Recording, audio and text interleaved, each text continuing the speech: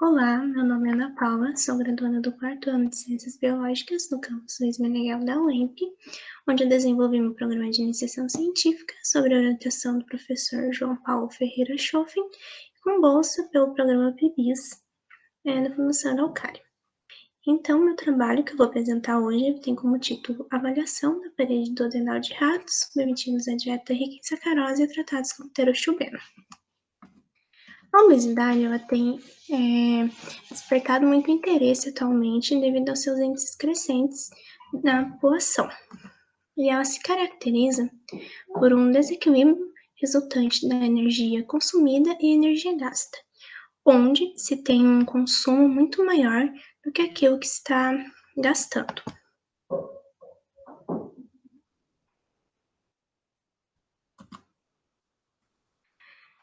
Alguns hábitos da população têm contribuindo para o desenvolvimento da obesidade. Dentre eles, nós temos o consumo de bebidas adoçadas artificialmente, o consumo de comidas hipercalóricas e também a falta da prática de exercícios físicos, um estilo de vida muito sedentário. Um fator preocupante que é associado à obesidade é o maior risco de desenvolvimento de outras doenças que ela traz consigo. Por exemplo, o maior risco de diabetes, doenças cardiovasculares, maior propensão ao câncer, problemas das articulações, problemas renais e também distúrbios no trato gastrointestinal. O nosso trato gastrointestinal, principalmente o intestino delgado, é responsável pela digestão e absorção dos nutrientes ingeridos, sendo o primeiro órgão a receber energia vindo desses alimentos.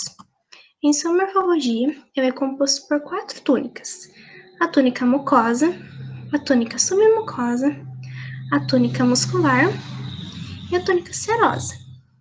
E ele também possui o sistema nervoso entérico, que é constituído principalmente por 2 plexos, o plexo submucoso e o plexo mioentérico. Todas essas estruturas, então, já foram feitos estudos testando diferentes dietas que induziam a obesidade. E nesses estudos já foram vistos comprometimento das túnicas da parede intestinal e também o comprometimento do sistema nervoso entérico. Diante desse cenário preocupante da obesidade, compostos que tenham propriedades terapêuticas vêm sendo utilizados. E, nesse sentido, os polifenóis eles têm se destacado devido às suas propriedades. E um polifenol que tem sido muito utilizado é o pterochubeno. Ele é um análogo natural do resveratrol e está presente em uvas e mirtilos. E ele já demonstrou na literatura ação hipoglicemiante, antioxidante, anticancerígena, hipoglicemiante e anti-inflamatória, bem como capacidade de modificar a microbiota intestinal e de interferir no ciclo celular de algumas células. Diante disso, o objetivo do meu trabalho foi avaliar os efeitos de uma dieta rica em sacarose e no pterochubeno sobre a morfologia da parede do duodeno de ratos. Para isso, então, foram utilizados 20 ratos Wistar machos, que foram divididos em 4 grupos. O grupo controle, o grupo sacarose, o grupo controle mais pterochubeno e o grupo sacarose mais pterochubeno. Esses grupos, durante 180 dias, o grupo C e CP, eles receberam água filtrada e ração comercial à vontade. E já o grupo S e SP receberam ração comercial e água crescida de sacarose 40% à vontade também. O pterochubeno, então, na dose de 40 mg por quilograma, ele foi administrado nos grupos CP e SP via gavagem por 40 dias a partir do 141º dia do experimento. E o grupo C e S receberam água como placebo. Após o período experimental, então, os animais eles foram anestesiados com ketamina e xilazina, eutanasiados por punção cardíaca para a realização da laparotomia mediana e a obtenção do material, que é o duodeno, que seria analisado. Esse material, então, duodeno, ele passou pelo processamento histológico, onde foram feitos cortes no micrótomo. Esses cortes eram de 5 micrômetros. e foi passado então pela bateria de coloração de ametoxilina e eosina. E todos esses passos da pesquisa, eles foram aceitos pelo Comitê de Ética da UEMP pela declaração 05/2017.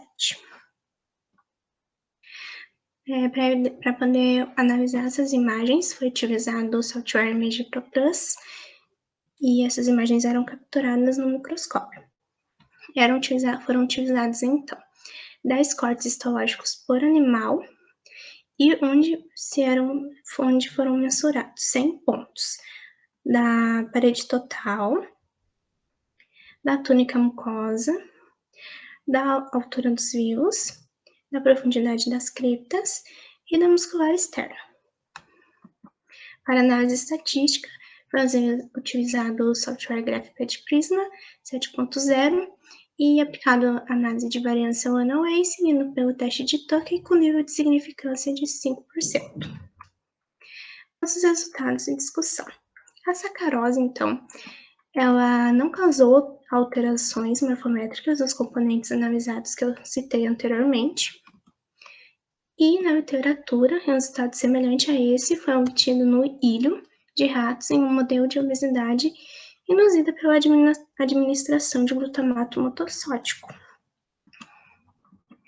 Ressaltamos também que foi vista integridade da inervação intrínseca mioentérica duodenal em um estudo prévio realizado no nosso laboratório.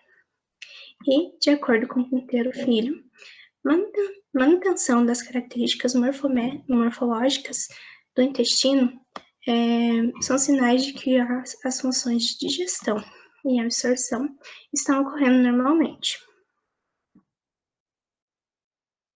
Quando comparamos os nossos dados com outros modelos de dieta na literatura, nós vemos que temos divergências.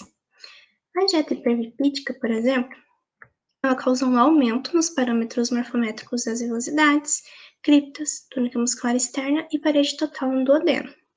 Já no jejum, em outro estudo, essa mesma dieta aumentou a altura das velocidades, com diminuição da profundidade das criptas e da espessura da túnica muscular. A dieta de cafeteria, ela aumentou a espessura da parede total, acompanhada de hipertrofia das velocidades e criptas no jejum. Contudo, em relação à dieta rica em sacarose, nós não encontramos dados na literatura para comparar com os nossos resultados.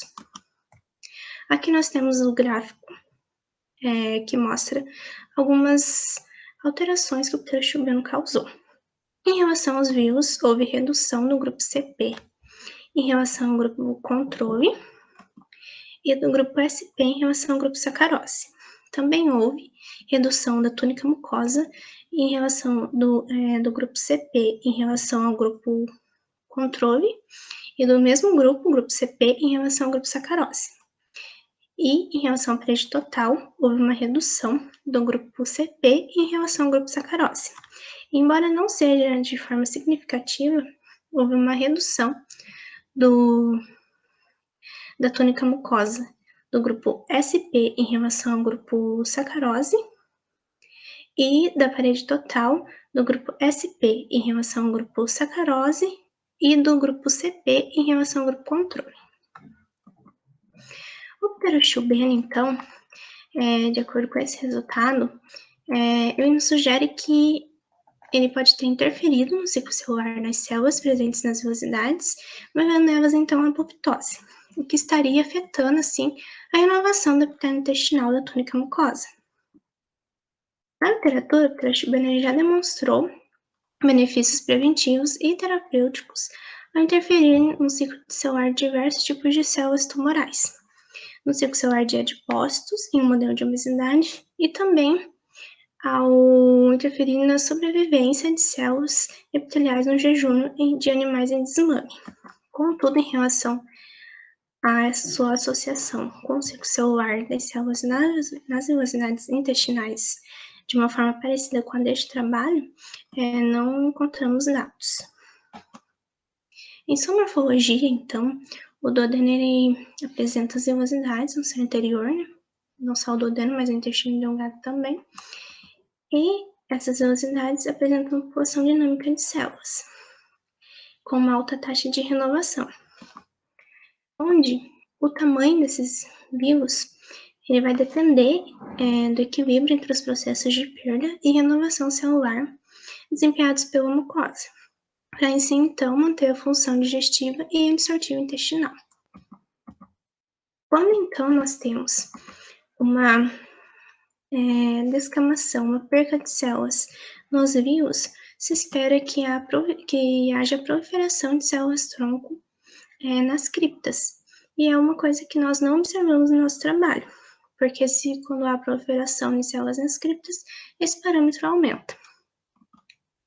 Então, isso contribui para a nossa hipótese de que o pterochileno pode estar interferindo no ciclo celular de algumas células da velocidade intestinal, de modo a levar essas células à apoptose, causando então uma redução dos vírus, através desse processo então de uma perda celular maior do que a renovação. O que poderia então estar atrapalhando, dificultando o processo de digestão e absorção desempenhados pelo duodeno.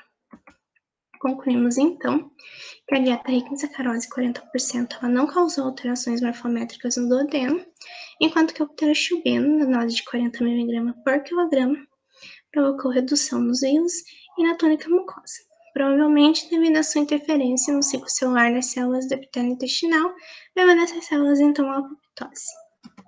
Gostaria de agradecer ao UEMP, à Fundação Araucária, ao UEM e ao Laboratório de Bioquímica Metabólica. Essas são minhas referências. Obrigada.